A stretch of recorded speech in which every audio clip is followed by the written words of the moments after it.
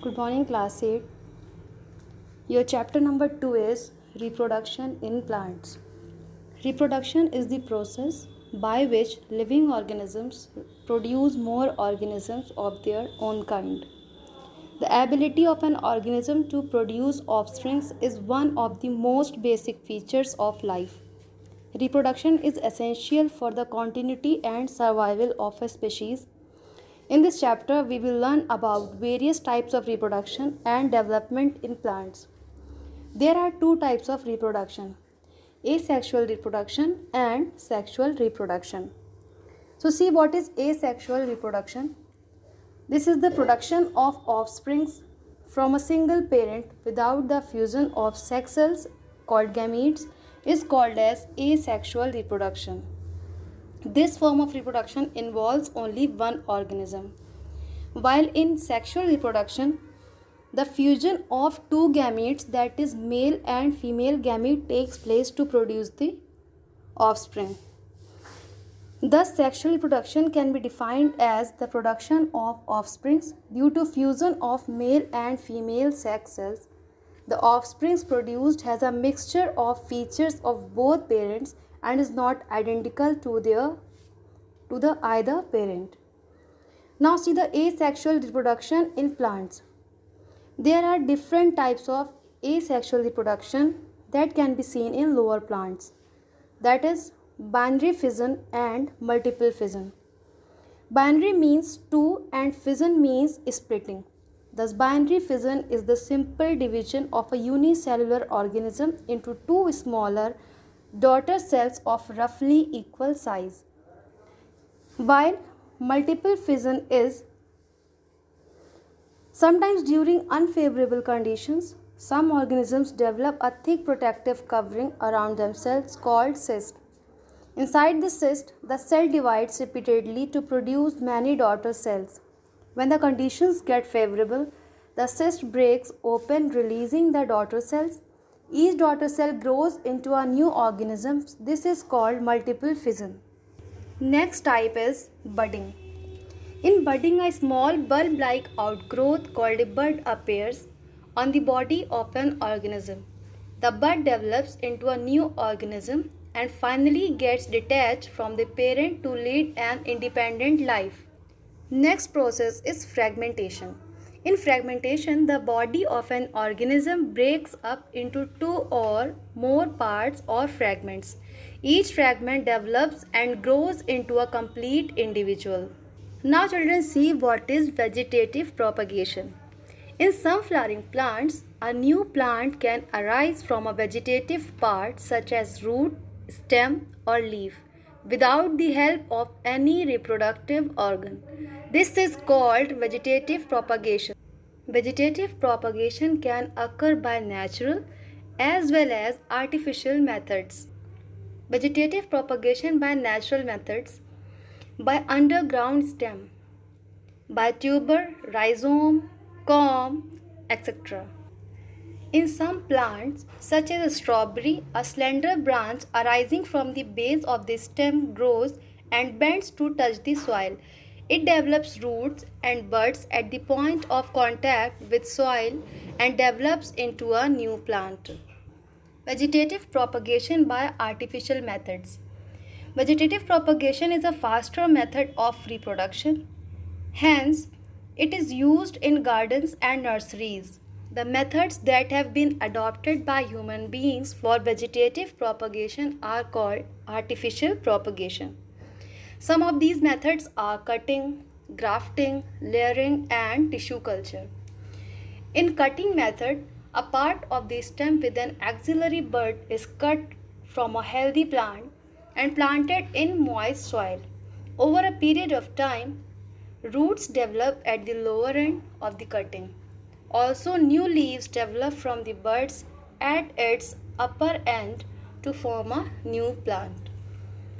In layering, a branch of the plant is bent and a part of it is covered with soil. After a few days, roots develop from the part under the soil. The branch is then cut off from the main plant and planted in the soil. The examples are lemon, rose, and jasmine. In tissue culture, plants are grown artificially in a test tube under laboratory conditions. This technique is also called micropropagation. The examples are asparagus, orchids, etc. Now, children, see the sexual reproduction in plants. Sexual reproduction is a common method of reproduction in flowering plants. Seeds are produced as a result of sexual reproduction, which germinate and grow into new plants. Now, see the structure of a flower. Flowers are the organs of reproduction in seed-bearing plants called angiosperms. A flower contains male and female gametes. The function of flower is to form seeds. Seeds can germinate and develop into a new plant. Now children, see the type of flower. Most flowers have all the four whorls, that is sepals, petals, androecium and gynoecium. They are called complete flowers. Since both androecium and gynoecium are present in these flowers, they are called bisexual or hermaphrodite flowers. For example, hibiscus, rose, and so on. Some flowers lack either a male whorl or a female whorl. They are called incomplete flowers. Such flowers are unisexual and will be either male, that is staminate flowers, or female, that is pistillate flowers. For example, papaya and maize.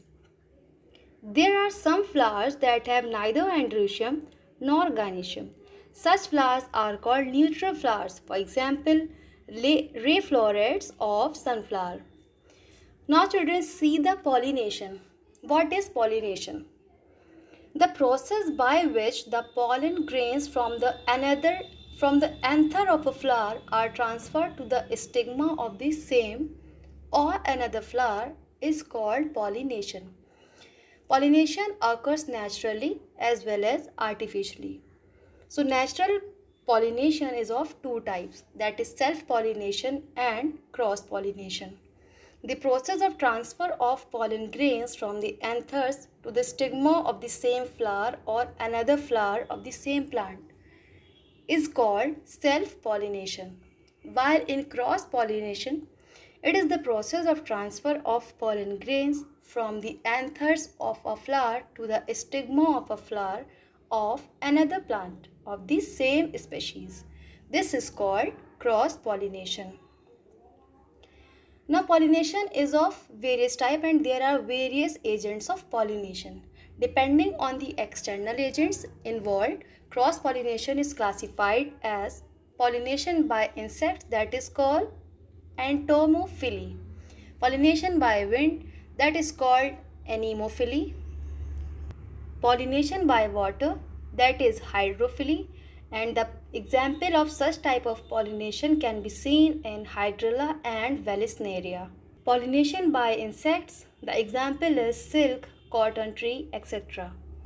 Now children, see the artificial pollination. Artificial pollination is performed to produce a new variety of plant with certain required characteristics. In this process, two different varieties of a crop plant with the desired characteristics are selected. For example, one variety may be high yielding and the other variety may be disease resistant. After selection of these varieties, crossbreeding is done by artificial pollination to get a variety of plant which has both the desired characteristics from the parent varieties. This is called hybridization, and the new variety formed is called a hybrid. Now children, see the fertilization. So what is fertilization? It is the process of fusion of the male gamete with the female gamete. The single cell produced as a result of fertilization is called zygote. After fertilization, the sepals, petals and stamens fall off. The stigma and style also wither away. The ovary containing ovules, each with a fertilized egg, continues to grow. The zygote divides and grows into an embryo which has two cotyledons and an embryonic axis. The fertilized and developed ovule changes into a seed. Now children, see the germination of seed. So the process by which a sleeping or dormant embryo becomes active and grows into a new plant is known as germination. Water, a suitable temperature, and oxygen are required for seeds to germinate.